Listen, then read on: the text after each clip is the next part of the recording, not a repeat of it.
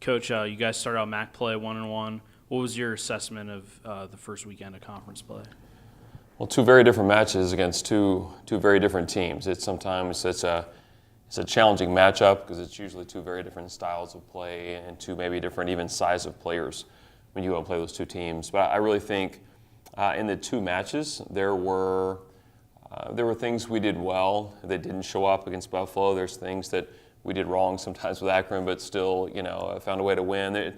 This time of year, it's all about we need to improve and we need to find those things. Buffalo, the big thing, and we talked about that last week going into the tournament, or rather the weekend's play, that they're just much improved. And I think that's something that everyone in the MAC will just need to understand when you're playing Buffalo. It's a different team than what it's been in the past. And so it's a match I knew we would have to play really well to win. We didn't, and so we didn't get the win. And we go to Akron the next day. I think we played much better, particularly in service. I think we passed much better, and that allowed us to get quite a few more balls to our middles and to Allie, and they were able to score at a pretty high clip. And Tia, of course, hit, 600 or so in that match. We'll, of course, be glad to take 600 anytime we can get it, but particularly 600 with a fairly high volume, so it was good to see. What was the kind of the key to Tia's success? I know you touched on the passing, but to be able to hit 600 and play the way she did is pretty impressive. Well, it's a combination of the passing improving because you have to do that for middles to get more swings, and she's learning ways to be more available more often when it's not a perfect pass. For example, she scored, I'm not sure how many of her kills. I would guess 5, 6, 7 of her kills came from behind the setter and going away, and she can run that if the pass is 10 feet off comfortably. And so just as she gets more experience and she learns, she finds more ways to be available. That not only helps her score, then it helps our offense be a little more balanced. And that's probably one of our biggest struggles so far this year is Lizzie is just taking too many swings. And I think at one point, maybe a couple weeks ago, we looked at the stats and she was 12th in the country in attempts, and that's too high. And for her, we had to start creating more balance. And thankfully, that's starting to go down. She's still higher than we would like, but she's now, in that range of getting, 50 attempts per match, and we're not touching that 85 swings again like we did once. Do you feel like Allie's starting to kind of come on here a little bit, and how important is that going to be to your success here down the road in conference play? It'll be very important, and part of that is her and Vera developing the timing, the relationship that they need, which just takes time. And I would say it hasn't been she's gotten all the way up here and we've just sustained, but we're not concerned about being a perfect line. We're looking at, it's kind of like dots on a scatter plot, and you're going to have some ups and downs, but as long as it's doing this, she struggled against Buffalo, didn't have a good match, but she was really, really good against Akron. The previous weekend, I think she hit over 400 against, maybe that was Wake. We didn't set her enough against Yale and struggled a little bit, and then was good against Penn State. So it's a matter of, if the first couple of weekends, maybe she's getting one good match out of 3, now we're getting 2 good matches out of 3. And so it's very much trending upwards, and we're happy for her for that and happy for our team as well. I know Miami, in any sport here, it always kind of brings things to a different level. With them being as good as they have been the last 2 years, does that kind of motivate your young team to come out and show what they can do against what's considered the top team in the conference? Every year, and like you said, every sport, we're always excited to play Miami. That's part of the rivalry, and what I like about it, it's a good, healthy rivalry. It's not one of those where you really just hate them or anything. Sometimes people get a little too amped up perhaps, but it's a good rivalry. It's someone that increases the intensity on both sides.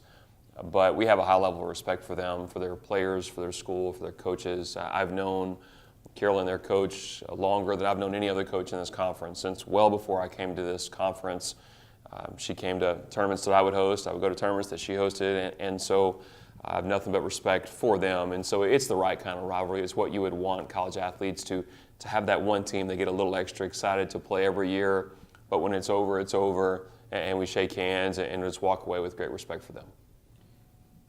What makes them so successful? What's kind of the key to their success the last couple of years? They're really balanced, and they have a number of people that can score. They do run it quicker now than what they did maybe 2 or 3 years ago offensively. They do occasionally some unorthodox things on defense that seem to work very well for them. But I think the thing on offense is just that at any time they have a number of people that can hurt you. Whereas there are a number of schools in our conference that, maybe you have 1 or 2, 3 dominant players that you have to spend all of your time focusing on them, and the other kids really aren't going to do much damage to you. Miami, if you don't focus on every player, then at any given time, that kid that maybe the last night only got 6 or 7 kills, you can look at the stat sheet and well, that kid just got 17 or 18 kills and put us in a bad way. And so we really have to do a good job scouting them, being prepared, knowing tendencies of a few more players. And then, as always, it comes back to serving and passing. They do a really good job passing the ball, getting in system, and that's something that we need to do as well. What about Bowling Green? What can we expect to see out of them this weekend? Bowling Green is a very, very changed team from what they've been in the past. They have been that program that has had that one superstar player, and Sunjic was incredible. She's one of the best ball strikers that's come through our conference. And so now, I don't think anyone over there would say, oh, well, we're better now because she's not here. Clearly no one would say that. I think it was incredible. But because they are more balanced, I think in some ways they will be tougher to defend because they have more people that are scoring. And they've had a number of really good wins this year. We've seen both out of conference and starting conference. They had a good come from behind win this last weekend. They were down 0-2 to NIU, came back at 1-5, 15-13. So they're showing a lot of resilience and maybe competitive character on that side that we're excited for them, but we know for both Bowling Green and for Miami, we have to play at a high level if we want to be able to win this weekend. So it's kind of a cliche question, but you've been on the road for 3 straight weekends. Can you just talk about what it's going to be like to finally be at home again? It is great to be home, and part of that is being in front of our fans. We have great fans here, obviously having a great crowd, and for however many years in a row we've been top 30, top 25 in attendance, having our band here. Those are all great things when it comes to the match, but the big thing is just not having to travel and not having to spend that time on the bus, on a plane, whatever that may be for that weekend. And so we're glad to not have to do that and just be able to be at home. And on Thursday, whenever we're done with practice, we don't have to worry about going and getting on a bus. And that's just a really nice thing, just a very comfortable thing. And then, of course, it allows also a number of our players' parents to come as well and support them. We see some of them on the road, depending on where we are.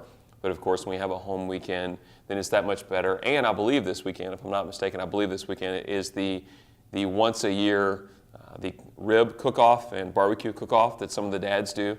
So in addition to the excitement of being back home and playing volleyball in front of our fans, as someone who is, a meatitarian, I'm very glad to have those guys cooking it up for us and looking forward to that also. Will you participate? Participate as someone cooking? No, I'll be a little busy. As someone partaking? Absolutely, yes. And then kind of going off that, you guys, you lose 2 captains, but then you just play 3 weekends straight on the road. Does that kind of help a little bit with team chemistry and the whole team being together on those long weekends on the road? That's a good question. I think it does. Just having that concentrated amount of time together. And although there are times being on the road gets old, it does provide that in a different way. Whereas if you're home, when you're done playing, you leave. You go see your parents and you go hang out and you go back to your dorm, your apartment, whatever. Whereas now you're together in the hotel, you're together on the bus, you're doing those things. So I think it does grow as a team, as a unit, and then each week we just get a little bit closer, and that's an important piece. But more important than just the closeness, there's tangible improvement that's happening each week. You have people that are learning new positions, learning new skills. Steph took a big stride this last week. I mean, it's only her second weekend playing as an outside hitter at the collegiate level, and she's learning, she's improving. She scored quite a bit this weekend for us, did a really nice job. Mare, I think, took a big step forward this weekend as a passer, passed at a pretty high level. Macy in our last match against Akron really defended at a high level. So we're seeing a number of players that are starting to make those steps that we need to get to where we want to go. And we tell the team, regardless win or lose, it's a race to get better. And you play the first match of the year, and then from then on, it's a race to improve. And who can improve the most from week to week, regardless of injuries, regardless of who's out there, that doesn't really matter. What matters is, are we better? And can we make different mistakes this weekend than we made last weekend? As long as we keep doing that, we'll all be happy where we're going. And then you talked about a couple of different players, but you touched on Allie earlier, and then you touched on her last week in the press conference when you talked about her out of volleyball schedule and everything. Do you think that she's getting more comfortable in her routine off the court, and that's helping her on the floor, or is it just kind of a volleyball thing? That's a good question. I'm not sure about that. You probably have to ask Allie. But I think our entire team, it's good to get into a rhythm, whatever that may be. Even like practicing in the mornings. We don't normally practice in the mornings in season. We needed to this year to accommodate class schedules.